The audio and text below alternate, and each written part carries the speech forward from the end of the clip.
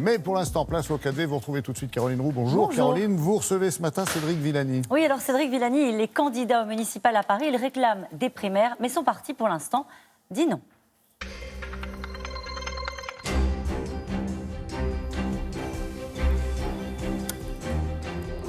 Bonjour Cédric Villani. Bonjour Caroline. Je le disais à l'instant, votre parti et les grandes figures de La République En Marche ont fermé la porte à une consultation, à une primaire pour désigner le candidat de La République En Marche au municipal à Paris. Vous allez donc devoir vous plier à la règle. Alors d'abord, qu'il soit clair, la tribune que j'ai co-signée avec plusieurs autres candidats à l'investiture à Paris et aussi avec une députée de Marseille n'appelle pas à des primaires. Elle appelle à des consultations citoyennes. Elle ne se focalise pas sur Paris. Elle indique juste que dans des villes aussi complexes, aussi importantes, stratégiques et variées que Paris et Marseille, on a besoin, la CNI, la commission d'investiture a besoin de se doter de tous les moyens pour mener à bien sa mission. Mais ils ont dit non. Ils ont dit non à une primaire. Et j'entends bien, j'espère bien qu'il va y avoir de la discussion. Les consultations font partie de nos statuts. C'est à l'article 23 pour ceux qui veulent vérifier. Et qui pourrait penser que Paris, Marseille ne sont pas si compliqués qu'elles méritent un examen approfondi? Qui pourrait penser qu'un examen, qu'un entretien de 45 minutes, une présentation de projet suffirait? Cédric Villani, pour que les gens qui nous regardent comprennent bien, ce qui est prévu par votre parti, c'est une audition devant la Commission nationale d'investiture avec donc une candidature arrêtée au 10 juillet. Et vous dites que ça ne peut pas se passer comme ça. Juillet serait certainement précipité. La lettre envoyée par le mouvement ne précise pas une décision au 10 juillet. Et j'espère bien qu'on prendra le temps de les faire, ces consultations. On a besoin de porter aujourd'hui la politique auprès des citoyens. C'est bien pour ça que le gouvernement a mis en place cette assemblée citoyenne pour mettre en place la politique écologique du gouvernement. Eh bien, c'est pareil dans les municipales. On a besoin de porter le débat dans les citoyens, de raconter les histoires les uns et les autres. À La République En Marche, comme vous savez, on s'est construit sur le rassemblement de compétences variées, avec chacun son histoire. Les uns arrivent avec tel parcours politique, les autres tel autre.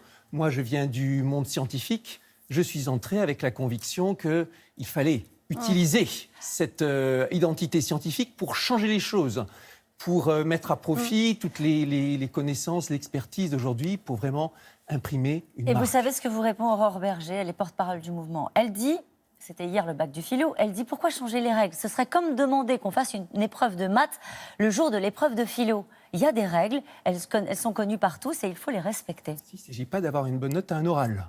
Il s'agit de voir qui incarne le mieux un projet du XXIe siècle pour la métropole.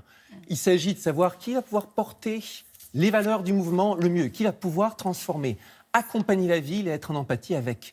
Et on viendra chacun avec notre programme. Grand enjeu du XXIe siècle, l'écologie, on l'a bien mis dans notre programme des municipales.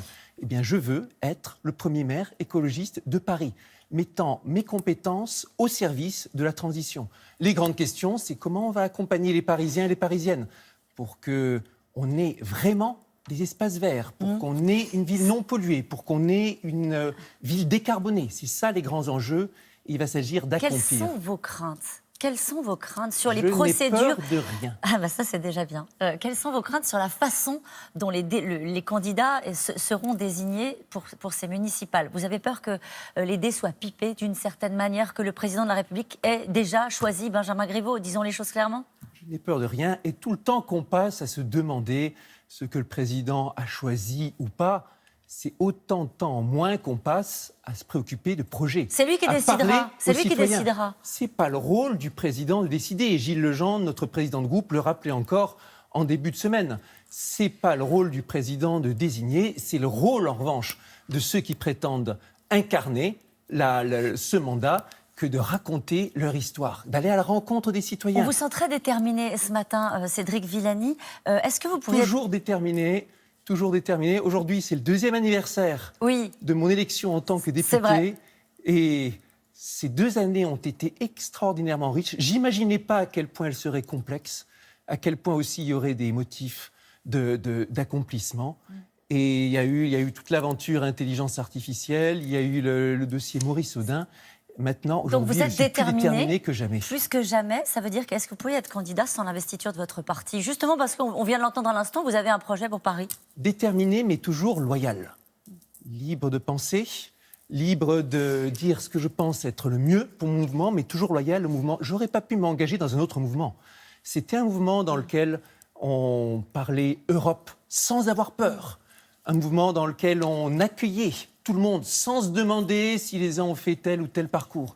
Un mouvement dans lequel on rapprochait société civile et citoyens. Je crois à ce mouvement et je m'emploierai à le renforcer. Vous considérez que vous êtes aussi légitime à Paris que Benjamin Griveaux, par exemple? Qui est plus légitime qu'un autre? Nous avons chacun nos histoires. On a nos histoires parisiennes. Mon histoire, c'est celle d'un jeune homme qui est arrivé à 17 ans dans la capitale, passionné par les études mathématiques, sans savoir ce qu'il allait faire de sa vie.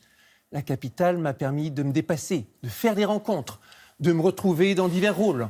Et c'est ça, la magie d'une métropole, un endroit dans lequel vous faites les bonnes rencontres. C'est ça qu'il s'agit de préserver. Aujourd'hui, on voit bien à quel point l'environnement parisien est agressif. Qu'est-ce qui est agressif à Paris? Nous avons les embouteillages à un degré jamais vu, nous avons le grand bazar dans l'organisation, nous avons les mégots à tous les coins de rue. Nous avons de la pollution, on l'a bien vu. Nous avons des classements qui sont indignes de nous dans les listes des métropoles écologiques. On est la capitale de la COP21, mais on n'est pas à la hauteur des engagements. Juste un mot sur ce qui s'est passé avec Total. Anne Hidalgo ne souhaite pas voir apparaître le nom des sponsors liés aux énergies fossiles, donc Total pour les prochains JO. Est-ce qu'elle a raison? J'ai l'impression que ça vient juste maintenant, à un moment où il y a besoin de se lancer dans une campagne qui ne dit pas vraiment son nom. Et c'est pas juste avec des affichages qu'on rend vraiment la ville verte. Agnès Buzyn s'est dit déçue dimanche de la politique de la maire de Paris, Anne Hidalgo, très tournée selon elle vers le tourisme et les festivités au détriment des habitants de la capitale, des Parisiens. Est-ce qu'elle a raison? Il est certain qu'on doit se tourner davantage vers les habitants. Il est certain aussi que cette municipalité n'a pas réussi à prendre au sérieux l'un des plus grands enjeux de Paris maintenant, s'élargir. On a une capitale qui est étriquée à l'intérieur du périphérique. L'avenir de Paris s'écrit en grand. Qu'est-ce qui pourrait vous arrêter dans cette bataille de Paris, Cédric Villani? Moi, je n'ai peur de rien. Je suis déterminé et je crois sincèrement que je saurai apporter du rassemblement, de la méthode, de la rationalité et beaucoup d'amour à Paris. Beaucoup d'amour à Paris. Merci. C'est à vous, Laurent.